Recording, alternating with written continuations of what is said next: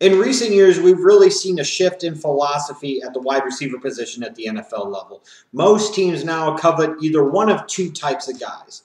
They either want that 6'4", 6'5" type of physical wide receiver that can go up and get the ball at its highest point, make those spectacular plays with big, strong physical play and, incredible hands. Or they want that guy, that 5'10" to 6' guy that you can line up all over the place, that creates all type of matchup problems with their speed and quickness and can really make some explosive big-time plays happen all over the football field. Most wide receivers now at the NFL level, teams are trying to fit into Category A or Category B, and everything else really doesn't matter quite as much. These are the two categories that you're looking for in a wide receiver. Now, you certainly have wide receivers in this year's class that fit into Category A. The guys like the Kevin Whites, the guys like the Dorial Green Beckhams, to a lesser degree, the guys like the Devontae Parkers or more so the Jalen Strongs. But then you have those guys that fit into the B category, and there are lots of those B category guys in this year's NFL draft. And arguably, the best and most explosive one out of all of them is Devin Smith out of Ohio State. Here's a guy that didn't always have the most opportunities the past 2 years playing under Urban Meyer, but when he did, he made the most of them. He showed himself to be a big-time explosive playmaker on the 2014 national champions. When I look at Devin Smith's game, he's a guy that, frankly, I didn't start to catch on to until the 2014 season continued to progress. I just kind of thought he was a one-trick pony, but as I watched him more and more, I saw that there was a little bit more to the story. There are some things I really liked about him on film. I think he has an explosive burst off of the line of scrimmage. Great vertical speed and quickness to be able to get open consistently and make those huge game-changing plays down the field in the passing game. For a guy that's all of 6'1", maybe 190 pounds, he has incredible leaping ability. He has the ability to make those big-time, difficult catches over the big corners in the NFL.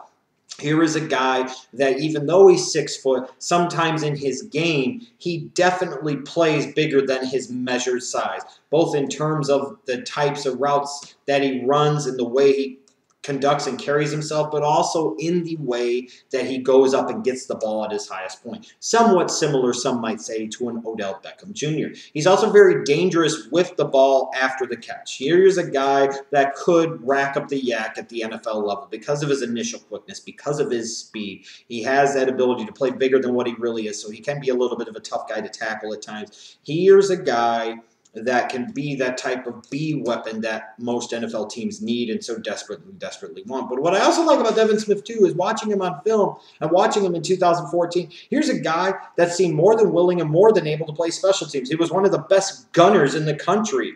And, you talk about that and you say, well, what does that really matter? It can show a team-first type of mentality. I didn't really see Devin Smith pout a whole lot if the ball didn't go his way because, frankly, the last 2 years at Ohio State, he didn't get a lot of opportunities. He didn't get a lot of targets, and, frankly, he probably should have. But I didn't really see him pout a whole lot. I didn't see him bitch and moan about it a whole lot. Here was a guy that seemed dedicated to the team and seemed to be dedicated to helping his team win in whatever way he could. And I imagine with his desire to play special teams as a gunner and doing it as well as he did, that you could put him back there as a return specialist and he could do some big things at the NFL level.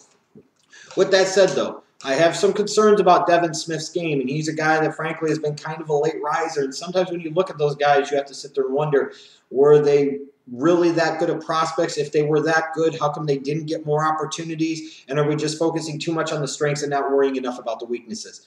I do question, for a guy that's 6 foot, 190 pounds, and probably is going to have to make his living out of the slot at the NFL level, he doesn't really make a whole lot of plays underneath.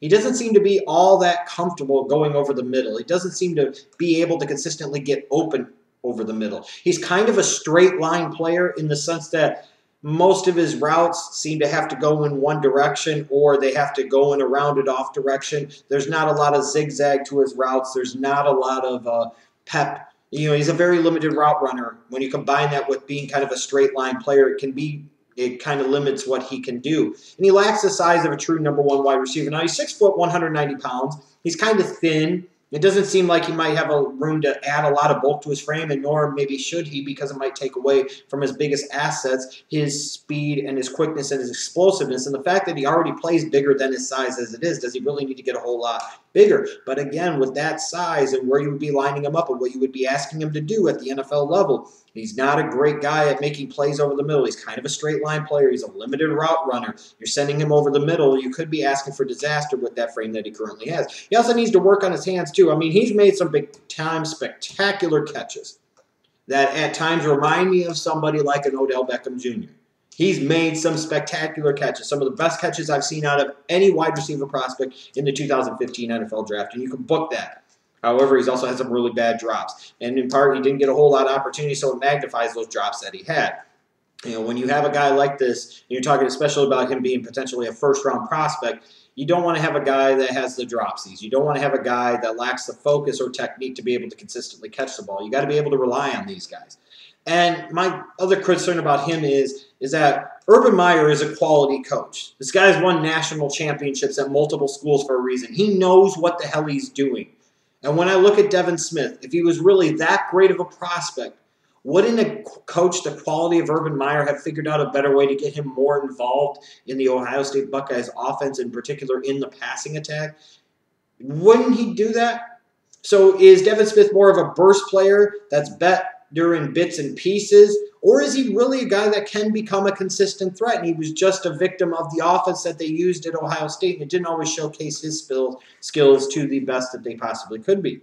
When I look at an NFL comparison for Devin Smith, I know I'm going to see some for Odell Beckham Jr., and I just think that's kind of crazy because I remember that I was a lot higher on Odell Beckham Jr. in last year's draft than a lot of other people were until very, very late in the process. And I also remember saying that if Odell Beckham Jr. worked on his hands, he would be far and away the #1 receiver in that draft class, and it looks like he's going to. Devin Smith is not that type of prospect. Devin Smith is not that type of guy. He doesn't make the consistent types of plays underneath. He's not that explosive. He's not that fast. He's not that special. He does make some special plays, but he's not Odell Beckham Jr. He is not. When I see Devin Smith, I see Victor Cruz of the New York Giants. I see a guy that will have to make his living in the slot primarily at the NFL level, even though you can line him up outside too. I don't know how much it really matters. But an explosive vertical threat that can really take the top off of a defense, that can really make some big-time plays, but also a limited route runner, a guy who's not really all that good at going over the middle. When you look at Victor Cruz's game in a lot of ways, he's very good at what he does, but he's very limited in what he does too, no matter what anybody tries to say otherwise. He's gotten better at going over the middle. He's gotten a little bit better at expanding his route tree, but overall, more often than not, Victor Cruz's game is about speed and getting over the top of defenses. That's what Devin Smith can be at the NFL level. Now, that's fine, because he can be a productive player and a damn good one. Victor Cruz has become a productive player, a damn good one, and become a star at the NFL level. But I think that's Devin Smith's ceiling, is somebody like a Victor Cruz. I see more of him than I do in Odell Beckham Jr., because that's a whole different level of guy, frankly.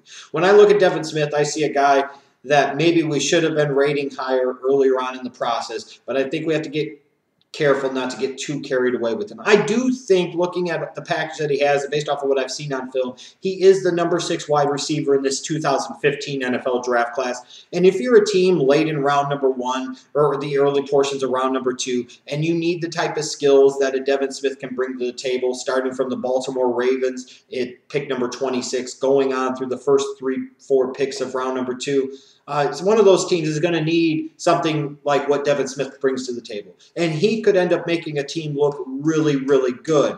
It's just, I don't think you could look at Devin Smith and view him as a true #1 wide receiver at the NFL level. I don't think he has that upside. I don't think he has that ceiling.